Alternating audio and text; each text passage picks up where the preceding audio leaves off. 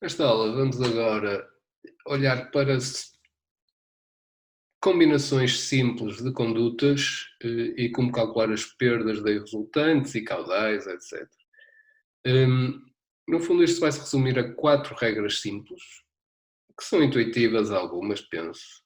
Hum, no caso das condutas em série, temos aqui perdas em linha sucessivas, da conduta 1, 2 e 3, neste caso. O que temos que aplicar, antes de mais, é a regra número 1, que o caudal na secção 1 é igual ao caudal na secção 2 é igual ao caudal na secção 3. Isto serve-nos para relacionar as velocidades entre a velocidade em 1, em 2 e em 3. Isto já o fizemos várias vezes, penso que será óbvio. Portanto, mas é a nossa primeira regra. A perda de carga total entre o ponto A e o ponto B, portanto, através das 3 condutas, vai ser a soma das 3 perdas em linha, portanto, e perdas localizadas também, que existam na conduta 1, 2 e 3. Portanto, vamos simplesmente somá-las como quem soma resistências elétricas, no fundo, entre 2 pontos com uma diferença potencial, uma voltagem. Então, simplesmente a segunda regra diz que a perda de carga total é igual à soma das perdas de carga em cada conduta em série. No nosso caso aqui, teríamos que somar as perdas em linha e localizadas da conduta 1, mais as perdas em linha e localizadas da conduta 2, mais as perdas em linha e localizadas da conduta 3, para termos a perda total de carga entre o ponto A e o ponto B. Já agora, em termos de perdas localizadas, teríamos aqui nesta expansão, como temos que multiplicar o K desta expansão pela velocidade da conduta de diâmetro menor, portanto, pela velocidade mais alta, esta perda localizada pertenceria à conduta 1. Seria multiplicada pela velocidade 1 ao quadrado sobre 2G. Portanto, entraria aqui, neste termo. Da mesma forma, da 2 para a 3, entraria na conduta 2 e, neste caso, não teríamos uma perda na conduta 3 se o ponto B estiver aqui mesmo a sair. Quanto a condutas em paralelo, a primeira regra, que é a regra 3 agora, também versa sobre o caudal, uma regra intuitiva, que o caudal total entre o ponto A e o ponto B é a soma dos 3 caudais. Caudal 1 mais caudal 2 mais caudal 3. Isto serve-nos para, se por exemplo soubermos o caudal, conseguirmos relacionar uma velocidade à custa das outras duas. A perda de carga entre ponto A e ponto B, esta poderá ser a regra menos intuitiva, é que tem que ser iguais, porque a perda de carga ao longo da conduta 1 é a perda de pressão sobre ρg que existe entre a pressão B, ou a pressão A, menos a pressão B, já que ela estará a diminuir. Portanto, isso é igual para todas as condutas, partem do mesmo ponto A e acabam no mesmo ponto B. Portanto, temos que ter a mesma perda de carga para as 3 condutas, ou seja, a soma das perdas de carga em linha e localizadas da conduta 1 tem que ser igual à mesma soma para a conduta 2 e a mesma soma para a conduta 3. Isto, mais uma vez, há aqui um paralelo com um circuito elétrico. Se nós tivermos muita resistência, neste caso uma resistência hidráulica, na conduta 1, o que é que isso vai baixar? Vai baixar a intensidade de corrente que lá passa, para dar a mesma voltagem entre A e B. Neste caso, o paralelo aqui é que a diferença, a voltagem, a diferença potencial, agora é a diferença de pressão entre o ponto A para o B. A intensidade corrente é o caudal, no fundo, e a resistência é a resistência por fricção ou perdas localizadas que tínhamos em cada uma das condutas. Se pusermos, por exemplo, uma válvula na conduta 1 e a fecharmos, o que é que estamos a fazer? Estamos a aumentar este K1 Portanto, estamos a aumentar este termo que aqui está e o que é que acontece? O fluido encontra maior resistência pela conduta 1, então vai fugir pela 2 e pela 3, ou seja, vai diminuir a velocidade em 1, porque diminui o caudal, porque temos lá uma válvula meia fechada, e vai aumentar em 2 e em 3, de forma a que esta igualdade se mantenha. Portanto, a natureza escolhe sempre o caminho de a lei do menor esforço, de menor resistência. Se aumentamos a resistência ali, vamos baixar o caudal e este equilíbrio destes termos vai se igualar de forma a que HP1 seja igual a HP2, seja igual a HP3. Casos mais complicados de redes de condutas arbitrárias, no fundo seguem as regras que nós tivemos a usar e as equações que nós derivamos, o diagrama de Moody, a equação de Colebrook, a equação de Darcy-Weisbach, e existem algumas outras regras a obedecer. Por exemplo, numa rede arbitrária como esta, em cada ponto que aqui está, ponto D, por exemplo, a soma dos caudais em cada nó tem que ser zero, ou seja, o que está aqui a chegar, portanto, neste caso, este caudal de B para D mais o caudal de F para D tem que ser igual ao caudal de D para E mais o caudal de D para H. Óbvio também. A soma das perdas de carga num circuito, vamos supor aqui o circuito 1, tem que dar zero, tendo em conta o sentido de escoamento. Portanto, se nós calcularmos a perda de carga da A para F, e a perda de carga é uma diferença de pressão no fundo, nós vamos ter A para F, um HF qualquer, aqui outro. Agora aqui já estamos a ir contra a direção de escoamento, vamos ter que subtrair a perda de carga de D para B e aqui subtrair de B para A. E, no fundo, o que estamos a dizer é que o HF destas duas tem que ser igual ao HF destas duas. Mas tem sinais opostos. E por aí fora. Para os outros circuitos. Para além disso, todas as perdas de carga têm que obedecer à equação de Darcy-Weisbach, igual a FL sobre D, V quadrado sobre 2G, e ao diagrama de Moody para encontrar o F.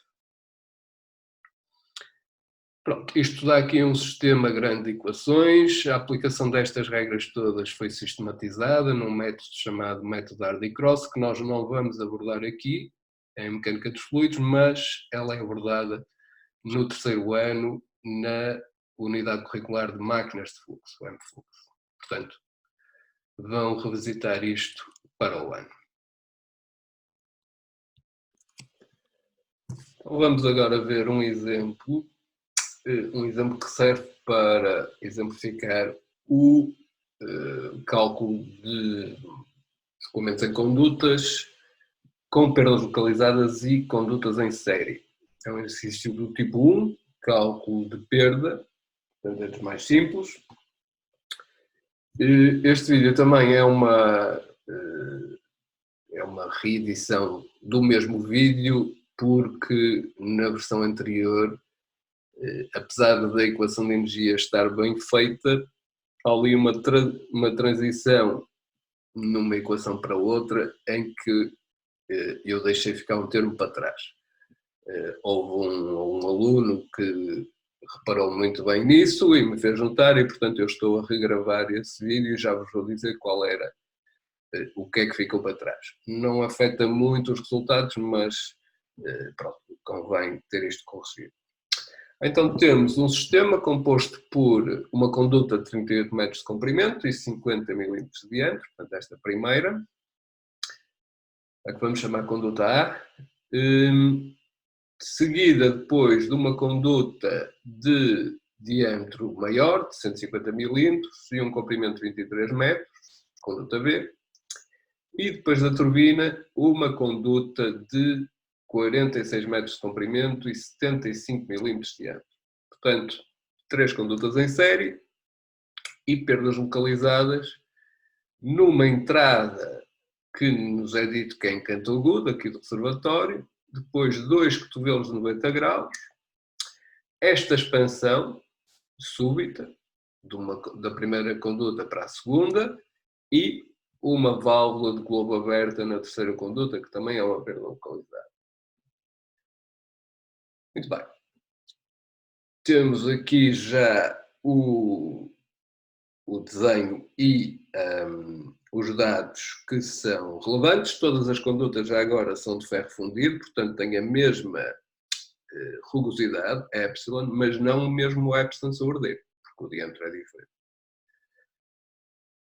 Então, vamos primeiro, se calhar, identificar as perdas localizadas. Temos então esta entrada em canto agudo, temos estes dois cotovelos e esta expansão. Todas estas perdas localizadas vão ser multiplicadas pela velocidade ao quadrado sobre 2g e essa velocidade é a mesma para todos. Okay? E, portanto, elas pertencem todas à conduta A. A dúvida podia existir em relação à expansão, à última, em que na expansão temos duas velocidades. Temos a velocidade da primeira conduta, da A, e temos a velocidade da segunda conduta, da B. Mas, como vimos nos slides sobre perdas localizadas, os coeficientes das expansões ou das contrações têm de ser multiplicados pela velocidade ao quadrado, em que essa velocidade é da conduta de secção mais pequena, portanto, a velocidade maior. Okay? São assim que são contabilizados os valores das nossas tabelas e, tipicamente, essa a dimensionalização foi feita com essa velocidade, com a velocidade maior das duas. Portanto, isso significa que estas 4 primeiras perdas localizadas são todas da conduta A. A conduta B não tem perdas. As perdas que existem em torno do escoamento à volta da turbina são incorporadas no rendimento da turbina e não como perda localizada. Nós aqui vamos calcular, o enunciado pedia, a potência máxima extraível pela turbina, portanto vamos admitir, neste cenário máximo, que o rendimento da turbina é ideal e de 100%. E depois temos a última perda localizada desta válvula de globo aberta, que pertence e terá que ser multiplicada pela velocidade ao quadrado da conduta C, a terceira. Então, identificando os pontos de entrada e saída, ou de origem e destino da nossa equação de energia, 1 na superfície do reservatório, 2 no jato de saída, como normalmente, vamos escrever a equação de energia. Pressão mais energia cinética mais energia potencial é igual aos termos homólogos na saída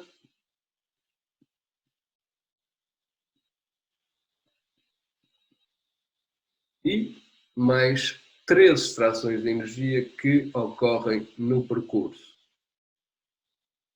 Temos perdas por fricção nas 3 condutas, temos perdas localizadas e temos a extração de energia pela turbina. O nosso objetivo é calcular a potência máxima da turbina, queremos determinar o HT, portanto, a energia extraída pela turbina. Esse HT, se virmos que as pressões no reservatório e no jato à saída são ambas aproximadamente atmosféricas, vamos cortar isso e vamos também admitir que o reservatório é grande o suficiente para a velocidade na superfície ser pequena. E ficamos então com o HT igual à diferença de energia potencial, V1 menos V2. Isso é energia. A diferença de energia de energia potencial que existe no sistema, mas parte dela é gasta a vencer as perdas por atrito em linha, parte é gasta nas perdas localizadas e ainda temos um termo que não é aproveitado, que é a energia cinética com que o fluido sai em 2. Este foi o termo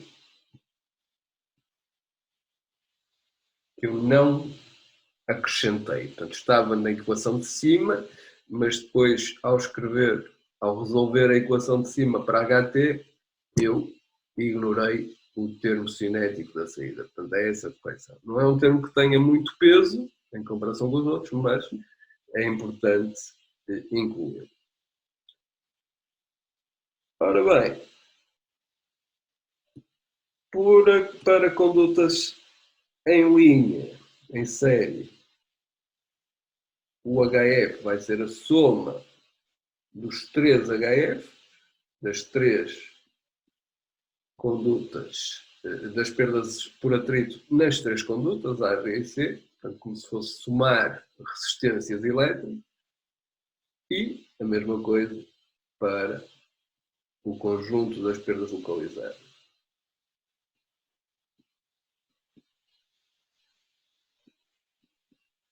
Já vimos que a secção B não contém perdas, portanto, o H-log de B será 0.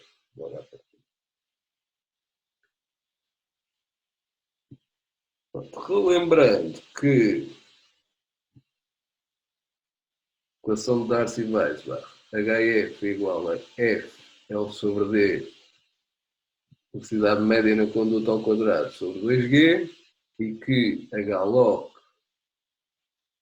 para uma determinada conduta é igual ao somatório dos capas que lá ocorram vezes o quadrado sobre 2G, isto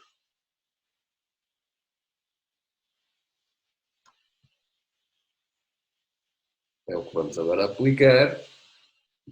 Podemos escrever o H da turbina como sendo igual a Z1 menos Z2 e agora substituir o HF por aquelas somas e o HLOC ao mesmo tempo. Vou só tomar uma última nota antes de escrever isto, que é V2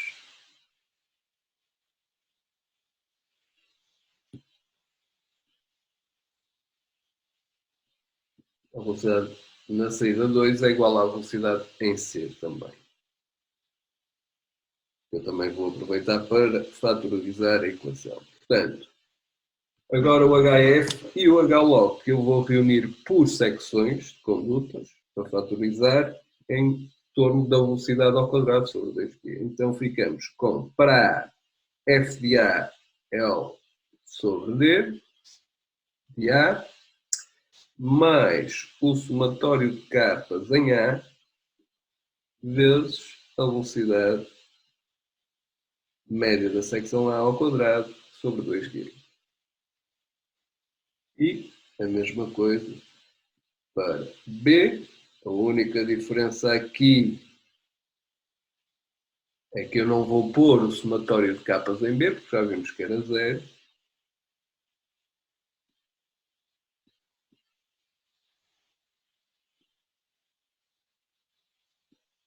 E C,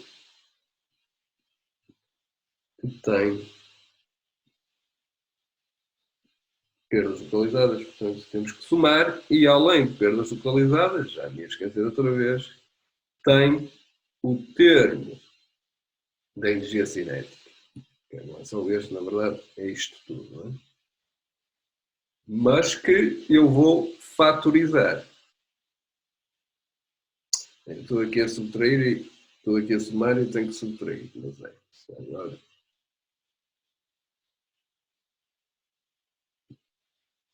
já vou corrigir isso. Portanto, alfa C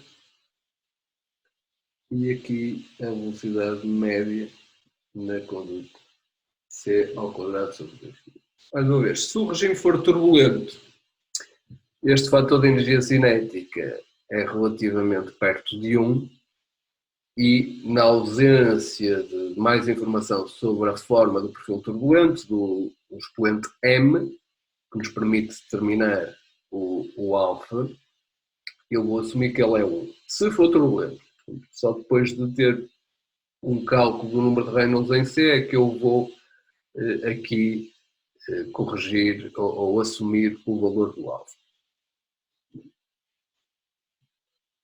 Então, como eu estava a dizer, este menos aqui inicial pressupunha um parênteses que eu não pus. O que eu vou fazer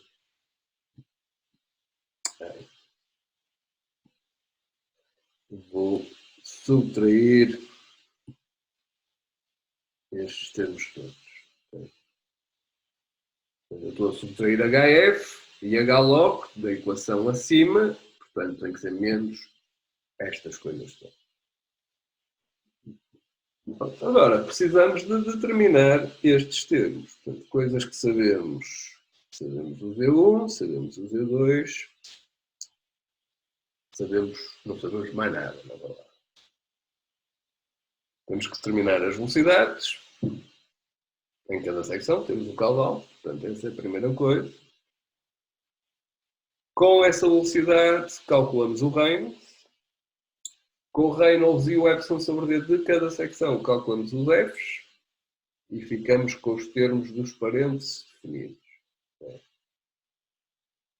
Esse é o processo que temos agora em mãos, portanto é um cálculo repetido para as 3 secções. Falta-nos ainda determinar os somatórios dos capas. Somatório de KA e somatório de KC. Portanto, temos que ir buscar os coeficientes de perda localizada destas 5 perdas localizadas. Então, para isso, vamos então ver. Temos uma entrada em canto agudo. Vamos primeiro a essa. Eu vou usar os slides. Também tem esta informação na vossa sequência. Portanto, as entradas em canto agudo estão aqui. Uma entrada, o coeficiente de perda localizada de uma entrada depende fortemente da geometria, portanto é importante ver se essa entrada está boleada ou chanfrada ou se, no caso com o coeficiente de perda maior, no caso extremo, está em canto agudo. Nesse caso temos um K de 0,5, portanto eu vou tomar essa nota.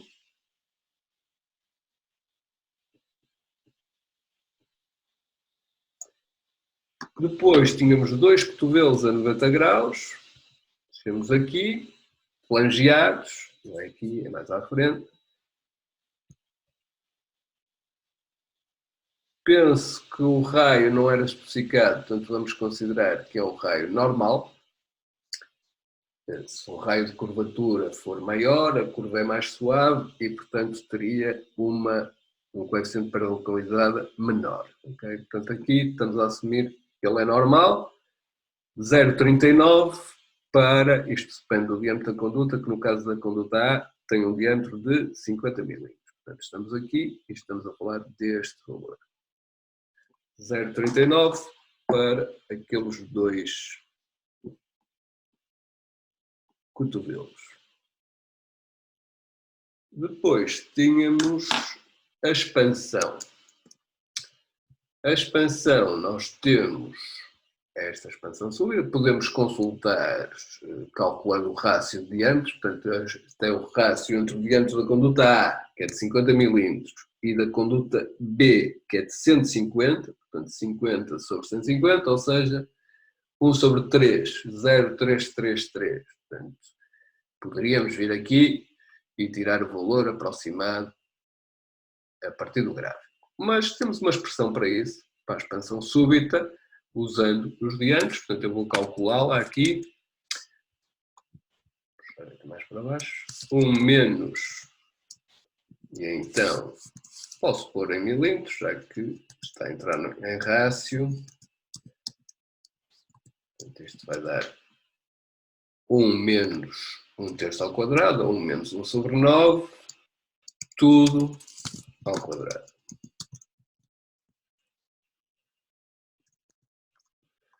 Ou seja, 0,79 de coeficiente de perda localizada desta expansão também afeta a conduta A. Finalmente, faltava a válvula de globo aberta da conduta C. A válvula aparece aqui, do globo, completamente aberta, também flangeada, portanto, do lado direito da tabela, a conduta C tinha 75 mm de diâmetro. Ora, 75 mm de diâmetro, não temos esse valor explícito, portanto, vamos interpolar entre estes dois de 50 e 100. Portanto, vamos interpolar entre 8,50 e 6. A relação aqui é fácil, porque estamos no meio, nos 75, portanto, eu vou só fazer a média destes dois valores, que dá 14,5 dividido por 2, ou seja, 7,25.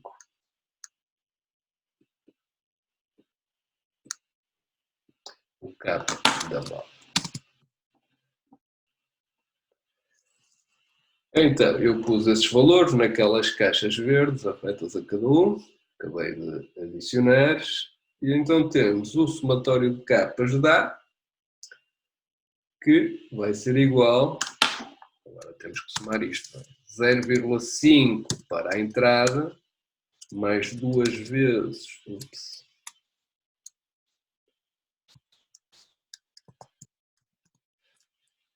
0,5 para a entrada, mais 2 vezes 0,39 para os cotovelos, mais 0,79 para a expansão. Portanto, isto dá 2,07. Queria confirmar esse valor.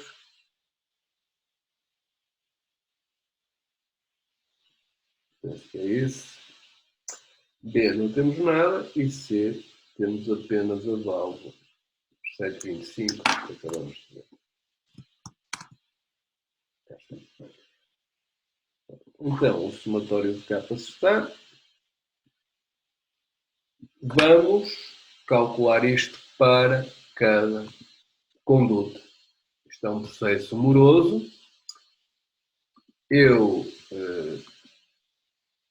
O vídeo ficava muito longo se eu pusesse isto tudo, portanto eu vou primeiro acelerar o vídeo na parte de introdução das variáveis e depois fazer um cálculo para uma das condutas lentamente e depois repetir rapidamente com o vídeo acelerado para as outras duas condutas e depois os valores finais.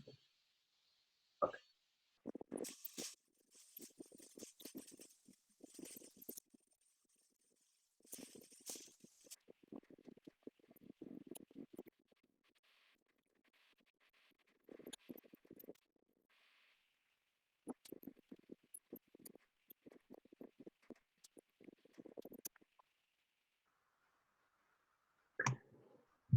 Pronto, então já introduzi os valores todos que precisamos para continuar. Posso ter esquecido de alguns, esperemos que não. Vou então fazer o cálculo para a secção A inicialmente. Portanto, e vamos começar por calcular a velocidade média na conduta. Depois precisamos do número de Reynolds. O epsilon sobre o diâmetro também pode ser necessário. Eu não o preciso calcular, mas vou pôr aqui o valor, por caso. E vamos então proceder a isso.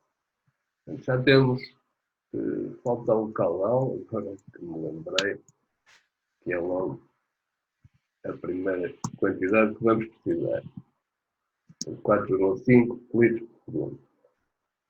Ora então, velocidade na secção A, o A é igual ao caudal sobre a área. Eu já guardei a área da secção A, B e C. E, portanto, tenho aqui uma velocidade de 2,29 metros por segundo. O Reynolds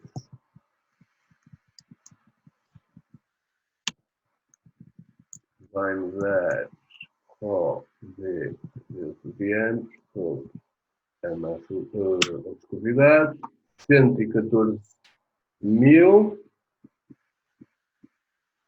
portanto, claramente turbulento, e já agora o Epsilon sobre D, que eu não preciso, como disse, porque vou usar para calcular o edge a função de cover que eu programei que tem como argumento o Epson e o diantes separadamente. Portanto, o Epson sobre é calculado lá dentro, mas vou calculá-lo aqui só para o acrescentar aos resultados aqui na solução. E depois com isto, vamos então buscar o fator de fricção da secção A, usando então o diagrama de Moody ou Holland, ou, no caso que eu estou a fazer, estou a usar a equação de Colville que já programei. Dou-lhe o epsilon, dou-lhe o diâmetro, as mesmas unidades, claro, não esquecer, e dou-lhe o raio.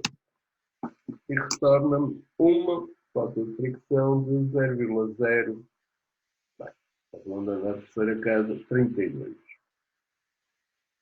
O processo repete-se para a secção B e C.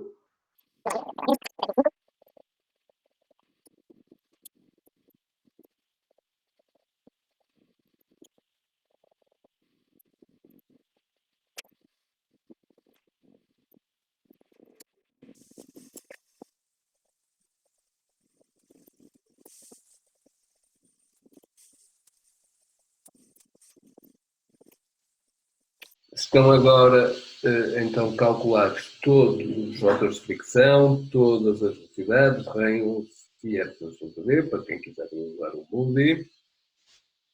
E constatamos que todos os regimes são turbulentos, é turbulência em todas as secções da conduta, e, portanto, na secção de C também o é, e eu vou, então, considerar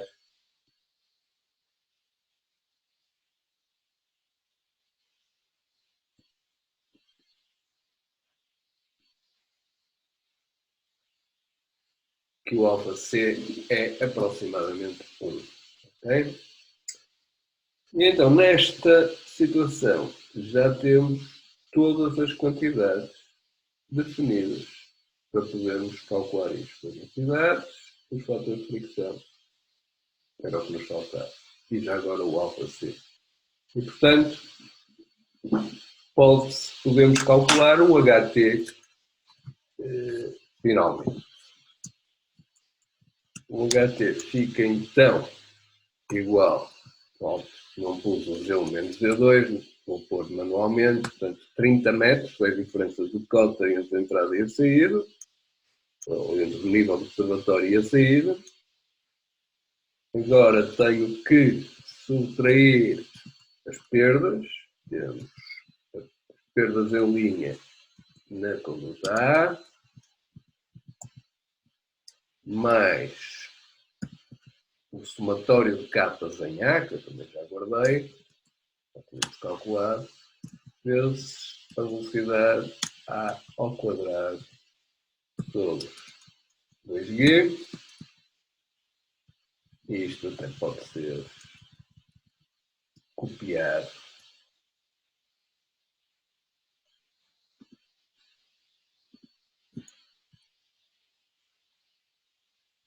Se eu soubesse que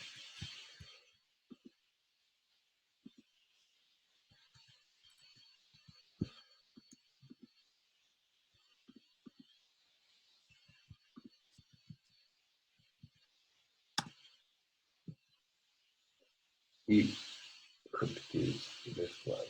Menos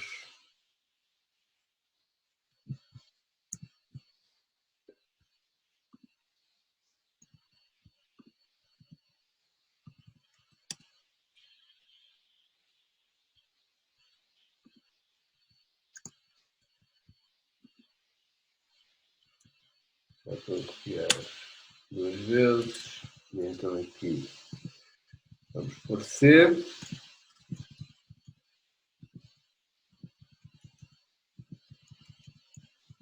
Aqui é a secção do meio, B, não temos capas.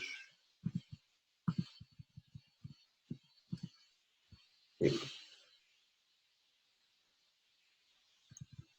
falta uma coisa, 30, vou verificar a equação, 30 menos F vezes L sobre D, mais somatório de K em A, vezes a velocidade em A ao quadrado sobre 2G. Mesma coisa para B, mas sem o somatório de K em B. Aqui algumas no caractere perdido. E em C temos perdas em linha, falta o alfa C aqui. Portanto, falta somar 1. Ou então volto ao resultado que tinha. Cá está. Dos 30 metros, perdemos 21, perdemos cerca de, não, perdemos o resto. Perdemos 8,4 metros em perdas. E, portanto, este resultado é de 21,6 metros.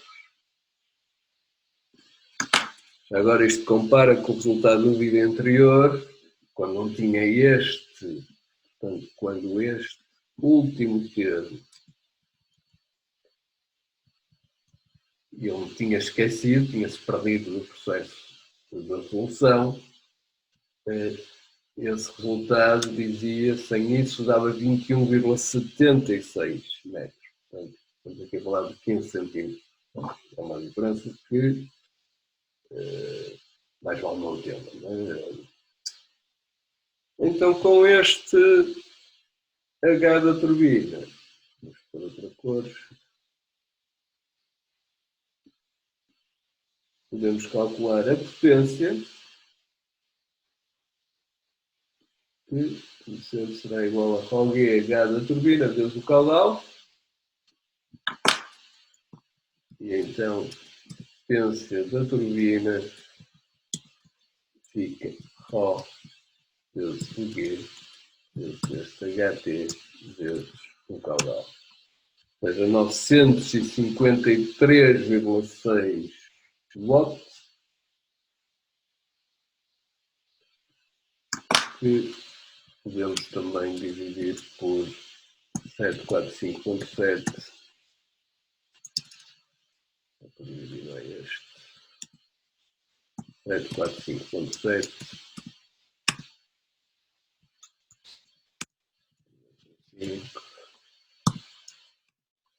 Obter 1,28 HPs.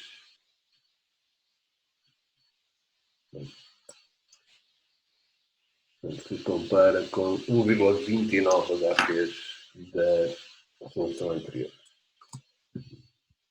Bem, espero que tenha ficado claro. Qualquer dúvida?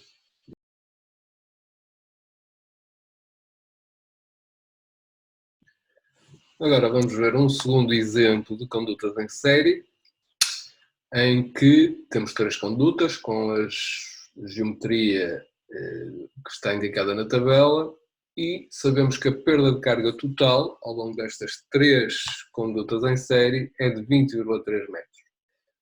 Queremos calcular o caudal em metros cúbicos por hora e, portanto, este é um problema tipo 2 de determinação de caudal em que sabemos o HF. Ora bem, neste caso, nós temos já aqui a figura com as propriedades que foram dadas e com esta informação importante do valor do HF. Ora, regra 1 das condutas em série, temos que o caudal 1 é igual ao caudal 2 é igual ao caudal 3, forçosamente, e, portanto, a velocidade em 1 vezes a área da secção 1 tem que ser igual à mesma coisa da secção 2.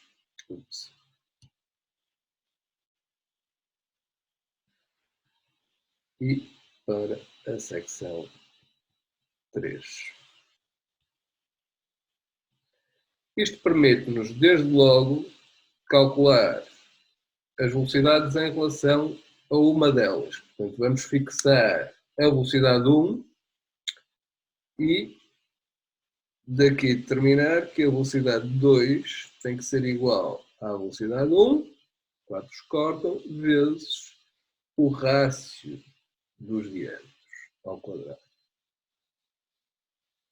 Isto dá 8 sobre 6 ao quadrado, ou seja, 4 terços ao quadrado, ou 16 nonos, se quiser.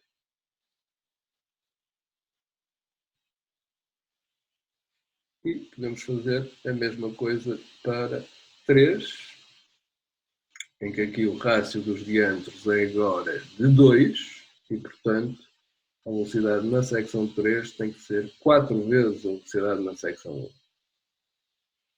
E, portanto, isto vai nos permitir substituir a velocidade em 2 por 16 nonos de 1 e a mesma coisa para a velocidade 3. E, portanto, passamos a ter uma incógnita da velocidade. A regra 2 diz-nos que a perda de carga total é igual à soma das 3 perdas de carga em linha. Aqui, já agora, estamos a ignorar as perdas localizadas nesta expansão e nesta, ou nesta contração e nesta, porque o fluido está a ir da esquerda para a direita. O enunciado diz-nos para desprezar as perdas localizadas. De outra forma, teríamos que assumir à semelhança do exercício anterior, mas aqui vamos simplificar essa parte e não fazer isso. Podemos fazer aqui uma outra coisa que dá jeito já agora, é relacionar os números de Reynolds. Eu vou só pôr Reynolds 1, vou ficar só com o subscrito, igual a Rho, vezes a velocidade média em 1, vezes o diâmetro 1 sobre mu. E, portanto, o diâmetro, o Reynolds 2,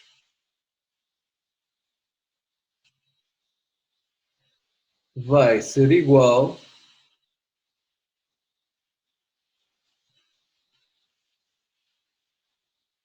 ao rácio da velocidade vezes o diâmetro de 2 sobre 1 vezes o Reynolds 1. E, portanto, o número de Reynolds na secção 2 vai ser sempre 4 terços do Reynolds na secção 1. E isto é só para simplificar depois, acelerar as contas mais à frente. Não é estritamente necessário fazer isso. A mesma coisa para 3, que nos diz que é 2 vezes o Reynolds em 1. Porque a velocidade é 4 vezes, mas o diâmetro é metade. Portanto, 4 vezes 1 sobre 2 fica 2 vezes o Reynolds. Mas isto é só uma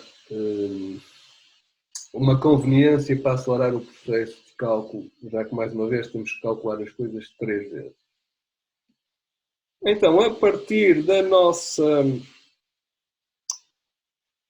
equação que deriva da regra 2, o somatório das perdas de carga vai ser igual a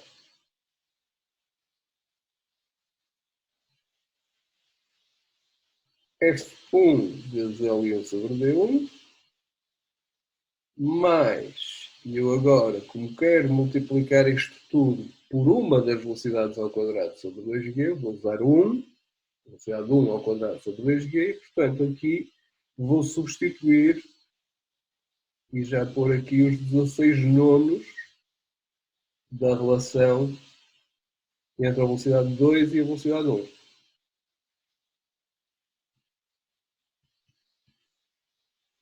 E na outra, para a secção 3, vou pôr os 4 ao quadrado, 16.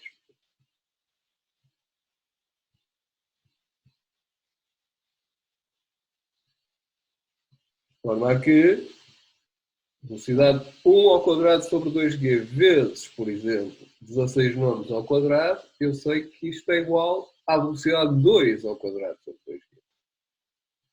Portanto, já estou a substituir as velocidades U2 e U3 pela relação com a velocidade U1. Isto tudo tem que ser igual aos 20,3 metros que nos foram dados para a perda de carga total. Este é um problema em que nós, então, temos esta equação e temos aqui 4 incógnitas.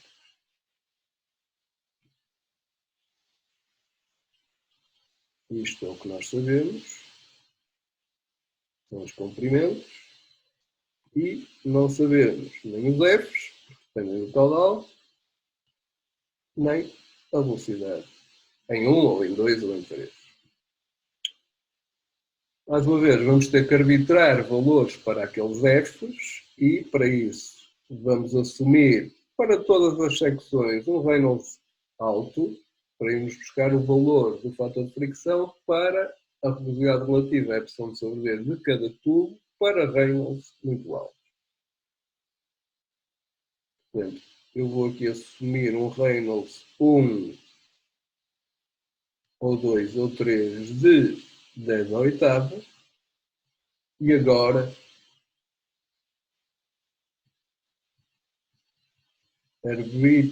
arbitra-se para valores iniciais dos fatores de fricção 1, 2, tenho espaço, tá.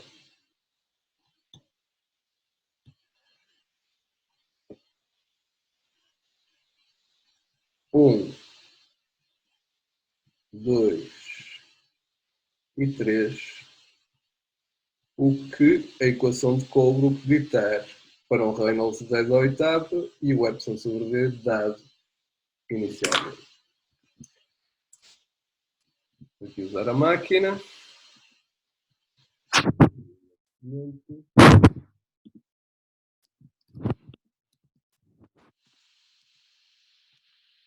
E vou introduzir os dados rapidamente.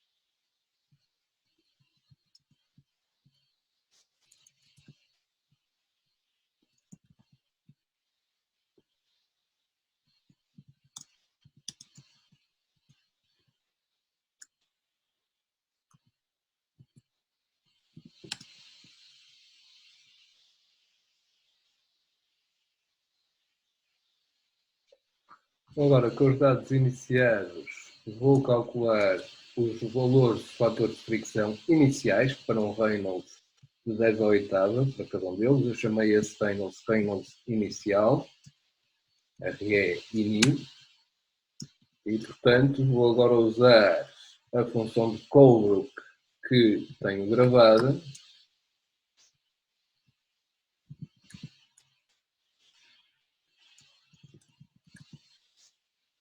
e introduzir esses dados. Infelizmente essa função está com valores, não está com o epsilon sobre D, está com o epsilon e D separadamente, portanto eu tenho que pôr 0,24, não posso usar os valores da direita porque a minha função não pode ser alimentada diretamente com o epsilon sobre D, ela calcula lá dentro o epsilon sobre D. Portanto, vou pôr os valores do epsilon, os diantes e dar os diantes também. 0,24, 0,12 e 0,20. 0,24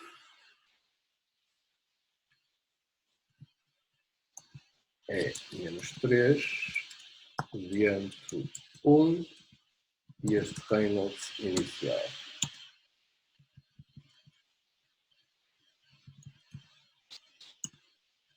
Então,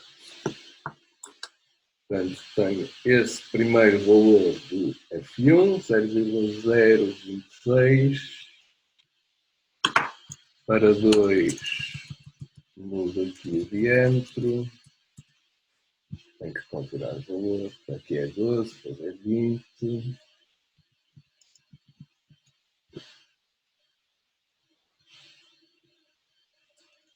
ok, escrevi por cima do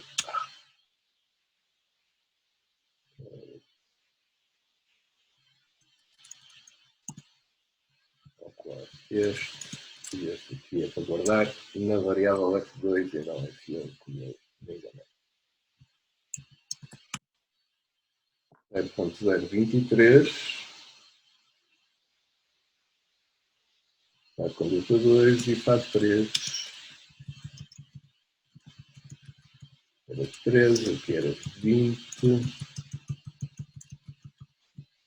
e vamos guardar isto em F3, 0.030.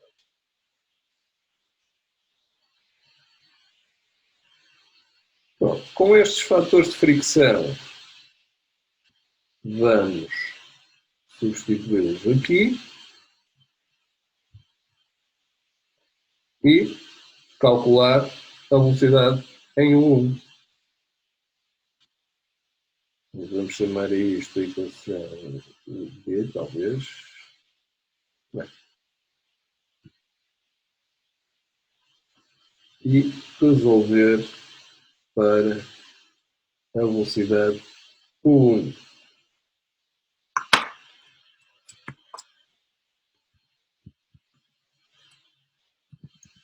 E então, esta poderia ser resolvida com o solve, provavelmente, mas eu vou continuar a usar o solver numérico, que nos diz que F1 vezes L1 sobre D1 mais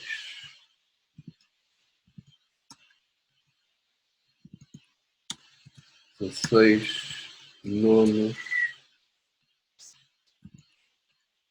ao quadrado vezes F2 vezes L2 sobre D2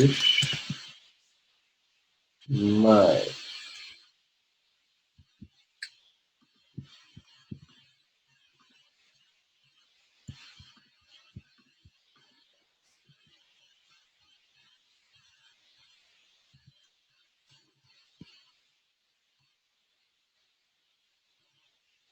okay, 4 ao quadrado vezes F3 vezes L3 sobre E3. Tudo isto vezes a incógnita, o 1 ao quadrado sobre 2 vezes G, G não está definido, é costume, vou pôr 981, igual a 20,3 metros, ou até ao valor do HF que eu não guardei, portanto foi o mesmo dado de 20,3. Quero resolver isto para o 1, não vou dar o mesmo. E dá-me uma velocidade de 0,578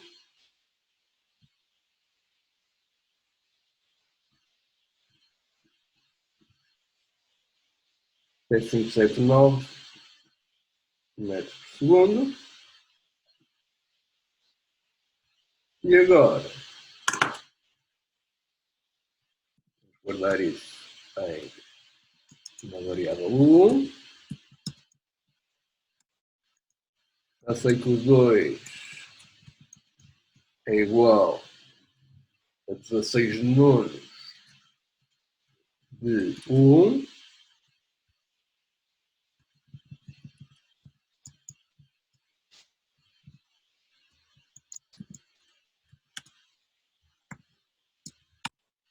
E também sei que o 3 é igual a 4 vezes o 1. O Reynolds, mas que nem sequer precisava de calcular. Estritamente, o que me interessa são os Reynolds. E então, o Reynolds de 1 é igual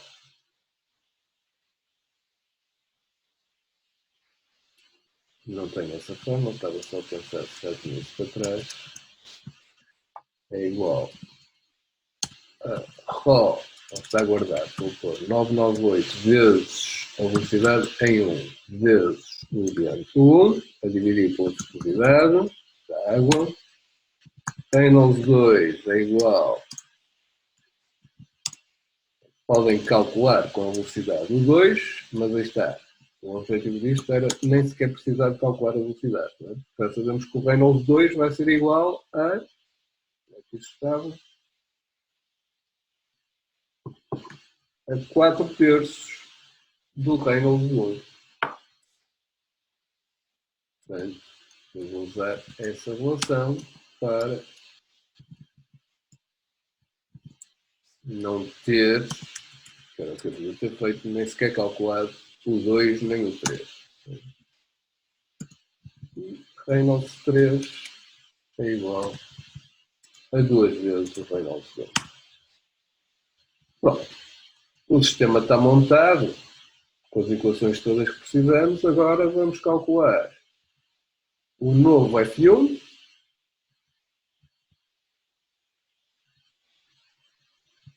que é este, 7.0, vou escrever aqui só o valor, o segundo valor a ver, quase não mudou, na verdade, vou só pôr aqui mais uma casa decimal, F2,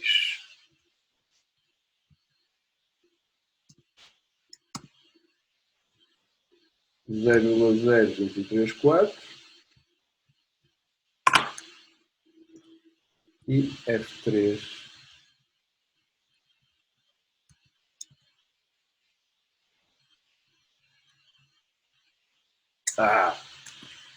desculpa, mas eu estou a usar os Reynolds errados nestes séculos. Nas funções estou aqui com o Reynolds inicial dos 10 oitavos, por isso é que não está a usar. Ok. O F1 subiu para 0.029, na verdade.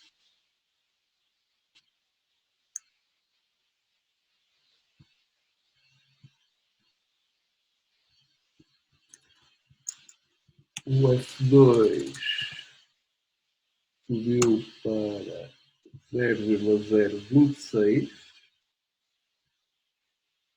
e o F3, vou usar este, aqui com o Reynolds 3, aqui com o diante 3, aqui era 20,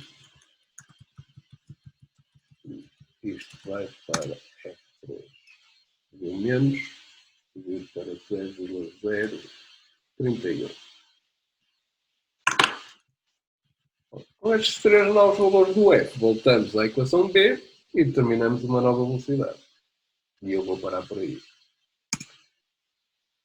Temos aqui os Fs atualizados, a equação do resto é a mesma e a velocidade baixou um bocadinho para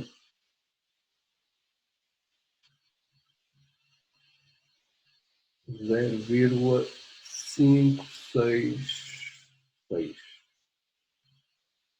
metros por segundo. O processo pode ser repetido mais uma vez, várias, até isto não variar mesmo, ou não variar ainda menos, estabilizar ainda mais, mas pronto, eu isso não vou fazer e vou simplesmente calcular o caudal, penso que era pedido, em metros cúbicos por hora, já agora, como sendo igual a 1 vezes a área 1, isso vai me dar em metros cúbicos por segundo, e portanto eu vou multiplicar já por 3600 para ter metros cúbicos por hora. E fico com 10,47 metros cúbicos por hora.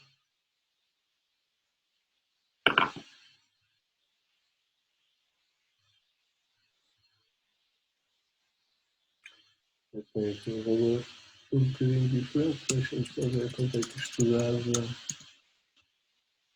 2,9. Ok, isto aqui eram litros por segundo. 2,9 litros por segundo ou 10,47 metros cúbicos por hora.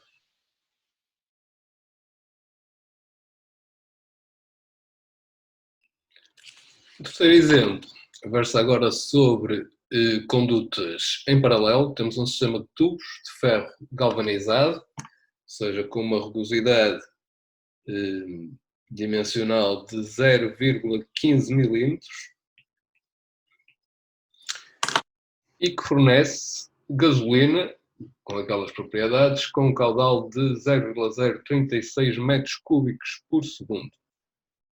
Se a bomba está parada, mas aberta, e portanto tem um coeficiente de perda localizada que é um K de 1,5, queremos determinar o caudal em cada tramo, que passa por cima e por baixo, e a perda total de carga entre aqueles dois pontos.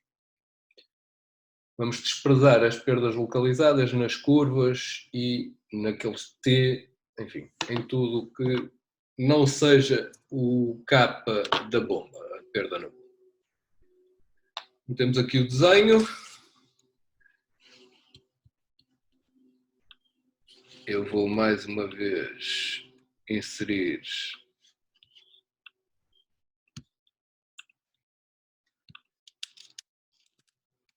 começar um problema novo e inserir as propriedades. Os dados do problema. Portanto, o ρ da gasolina, a massa volúmica, a viscosidade cinemática, o comprimento da conduta 1, que é de 60 metros, comprimento da 2, que é de 55 metros, o diâmetro da secção 1,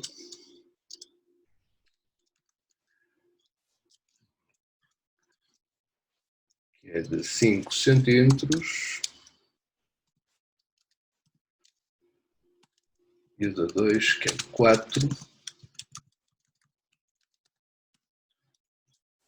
o epsilon,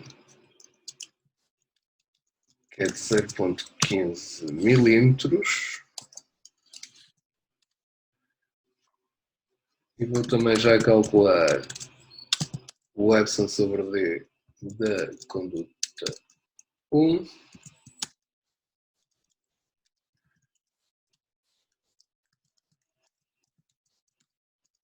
e o da 2. Também vou calcular a área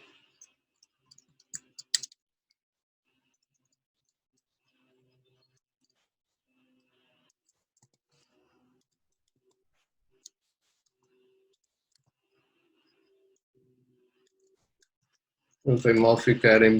Ups. Agora vim aqui para o lado e não sei. Ok. Não tem mal estar em maiúsculas o pi, eu é que não gosto muito. Pi deu 1 ao quadrado por 4 e a área da secção 2 é esta que aqui está. Falta o caudal, 0.036. Vou precisar da aceleração gravítica e do capa da bomba, já agora inserimos também 1.5. Muito bem. Agora vamos olhar para o problema que aqui está e aplicar as regras que tivemos a ver para escoamentos em condutas em paralelo. Portanto, isso era a regra 3, que é bastante óbvia, que aquele caudal de 36 litros por segundo tem que ser igual à soma do que passa por cima mais o que passa por baixo. Isso implica que 0,036 metros cúbicos por segundo tem que ser igual à velocidade 1 vezes a área 1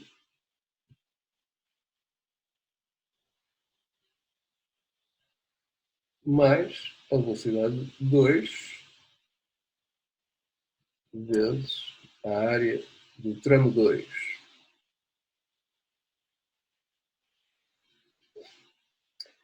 E estudamos uma primeira relação para as velocidades. Não podemos calcular nenhuma delas, mas a partir da altura em que tenhamos uma, conseguimos calcular a outra. Temos aqui duas então. Vou chamar esta equação a equação A. A regra 4 diz-nos que a perda de carga, que no fundo vai ser igual à diferença de pressão entre estes dois pontos, se eles estiverem à mesma cota e tiverem a mesma velocidade, o mesmo diâmetro, a mesma energia cinética, então nesse caso o HF tem que ser igual ao HF de 1, tem que ser igual ao HF do tramo 2 também. Só que aqui no tramo 2 eu tenho uma perda localizada também, portanto isto aplica-se à soma das perdas todas por fricção e localizadas. Portanto, neste caso, para sermos mais precisos, a igualdade aqui não é só das perdas de fricção, mas do total das perdas.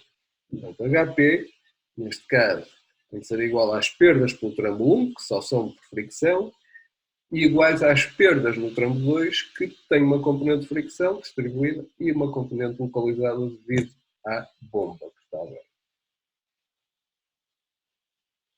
Então, substituindo,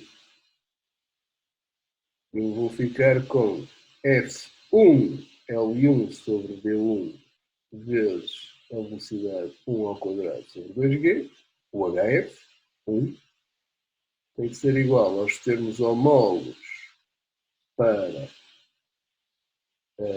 o HF2 mais o kappa da bomba, tudo sobre a velocidade ao quadrado em 2 sobre 2G. E, portanto, isto dá-me uma segunda equação que relaciona o 1 e o 2. Contudo, continuamos aqui com 4 incógnitas. Não sabemos os F's, não sabemos as velocidades,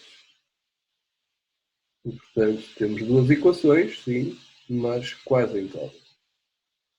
Mais uma vez, vamos ter que arbitrar valores para os F's e prosseguir a partir daí. Não é?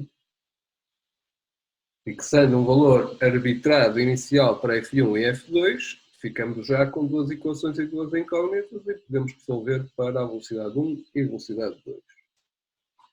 Então, eu mais uma vez vou arbitrar um Reynolds inicial alto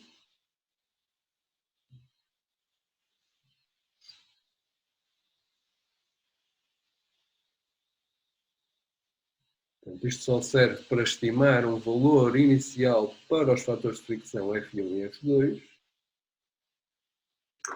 Vou arbitrar esse valor inicial. Então, F1 inicial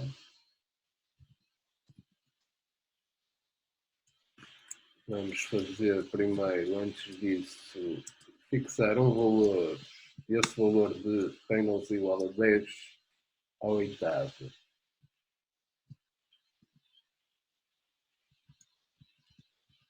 Quer para o tramo 1, quer para o tramo 2. E agora vou determinar qual é o F1 para este Reynolds alto.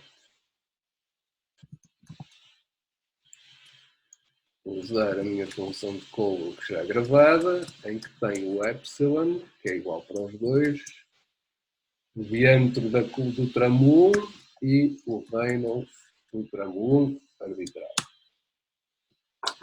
0.026 e com F2 faço a mesma coisa, mas o Reynolds é o mesmo, o diâmetro é a única coisa que muda. E dá um F2 de 0.028. Então, substituindo estes valores em D,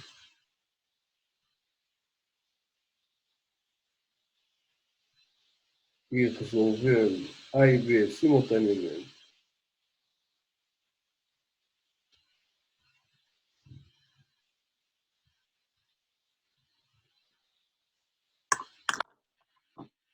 vou obter valores para as velocidades. Logo, eu vou fazer isso na máquina usando o sistema de equações. Não vou lembrar muito bem como é que é isto. Mas vou fazer aqui um edit point.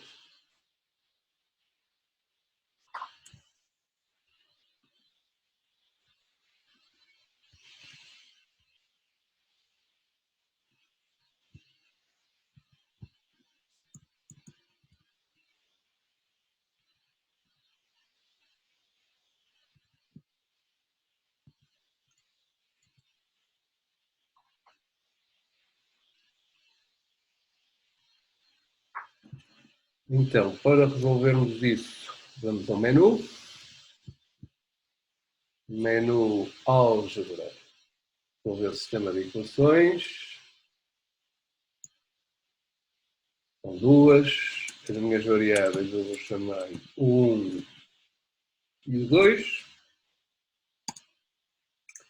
Ele já faz aqui o sistema onde vamos escrever a equação 1 e 2. Aqui vamos então pôr a equação A.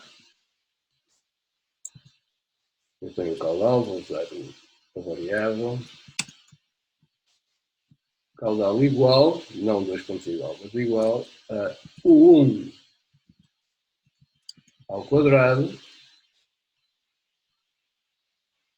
vezes a área 1, que eu já calculei, portanto, em vez de pôr π de 1 ao quadrado sobre 4, já tenho isso, mais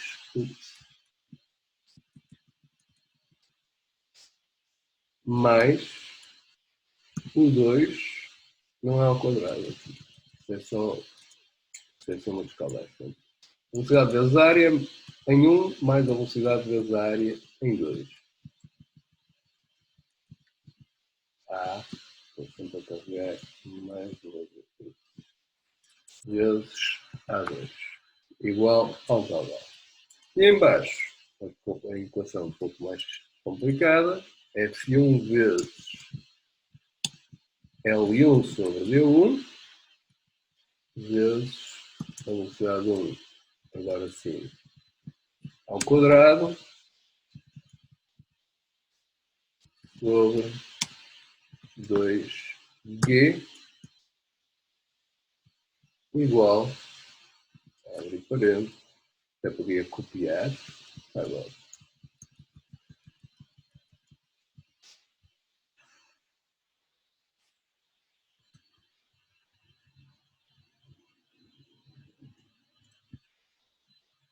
Copiar.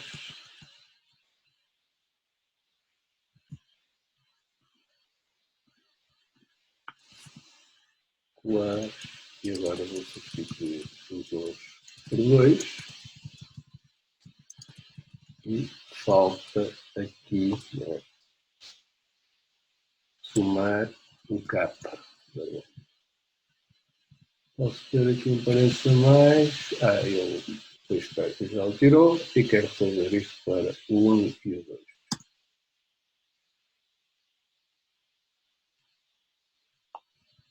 Parece que F2 não estava definido, porque eu aqui me enganei e não corrigi.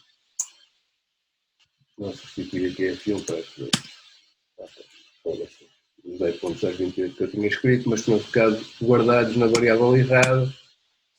Portanto, agora redefini os Fs e vou voltar a resolver o sistema.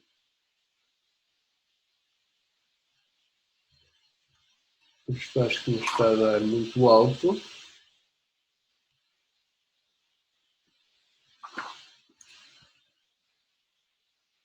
Porque eu acho que eu tenho aqui qualquer coisa mal. Falta dizer a que é que isto é igual. Claro. Então, aqui, do lado esquerdo,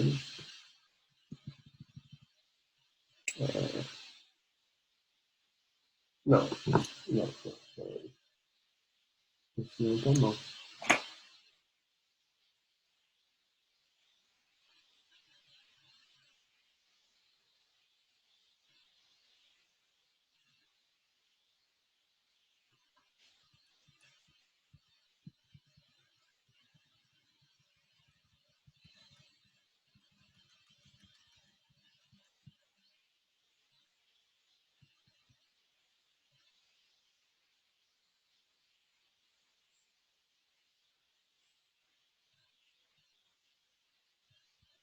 Bem, talvez seja isso, mas... Portanto, 11,69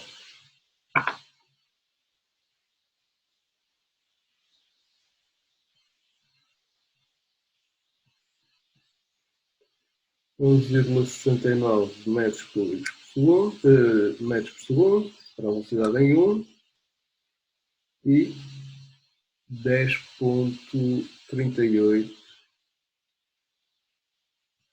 para a velocidade no tramo 2. Vamos só confirmar estes caudais e fazer o 1. Não ficou gravado. A segunda solução é impossível, tem ali velocidades negativas, portanto não interessa a segunda solução do sistema, só interessa a primeira.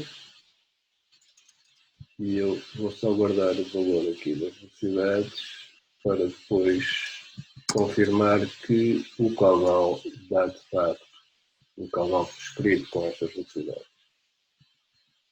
Portanto, 11,69 para a velocidade 1 e para a 2 era mais interessante se tivesse ficado logo gravado nas variáveis, mas infelizmente não. Portanto, temos que fazer nós essa aplicação. Muito bem. Então o caudal seria igual a 1 vezes área 1 mais o 2 vezes área 2. E dá de facto 0,036 e, portanto, esta solução intermédia ainda, mas parece estar aí no bom caminho. Com estas velocidades, vamos ponto 1, ponto 2, Ponto 3. Calcular Reynolds 1 e Reynolds 2 e depois novos Fs para ajustarmos esse valor da velocidade. Portanto, Reynolds 1, eu não tinha essa equação escrita, foi só o valor inicial que tínhamos prescrito, ρ vezes a velocidade 1 vezes o diâmetro 1 sobre a viscosidade.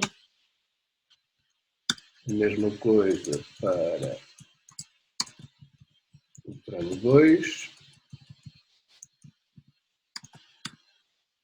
Ok?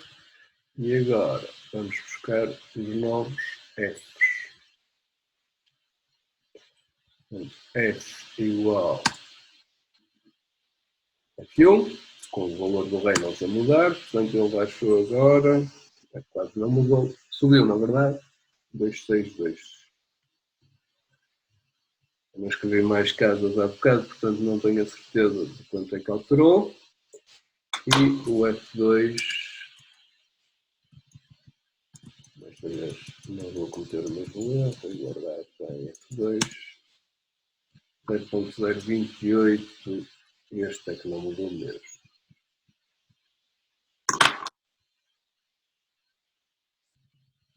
Com estes fatores de fricção, voltamos a resolver o sistema. 11,69, 10,37, quase. Acho que dá a ideia que nada se alterou. 11,6927 e há bocado 11,692, 10,3792, 10,3781. Portanto, uma alteração muito pequena aqui que ocorreu.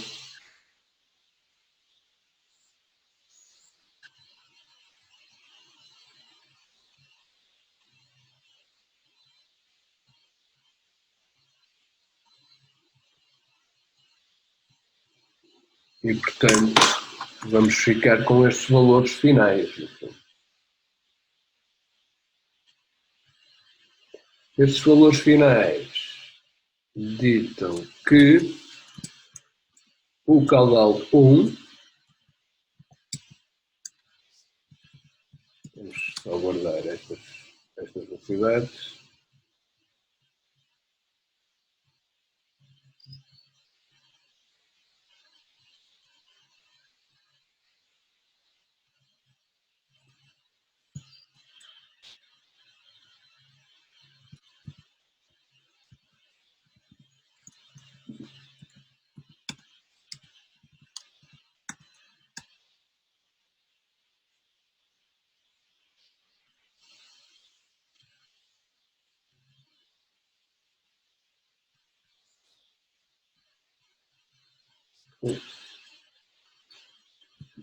vou guardar os dois como não sei ao fundamento. Inclusive ao apagar algumas casas da cidade. Caudal 1, caudal que passa no tramo 1 é igual à velocidade 1 vezes a área 1, 0.023. O caudal 2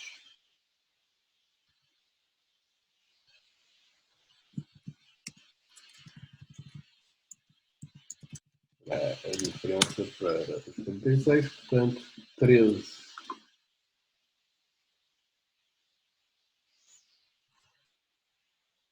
Ou seja,